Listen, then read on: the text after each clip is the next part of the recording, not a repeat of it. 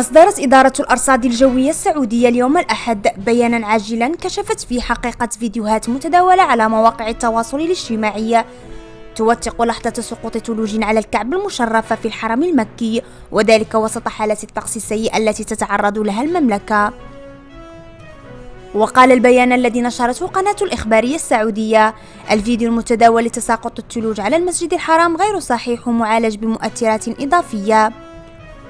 وكان نشطاء على موقع تويتر في السعودية تداولوا لقطات مصورة توثق سقوط ثلوج على الكعبة المشرفة في الحرم المكي في مكة المكرمة، فيما يظهر المعتمرون حول الكعبة وهم يوثقون هذا الحدث النادر والغير المسبوق بكاميرات هواتفهم النقالة، وكانوا فرحين بشدة بهذا المشهد النادر في هذه البقعة المباركة.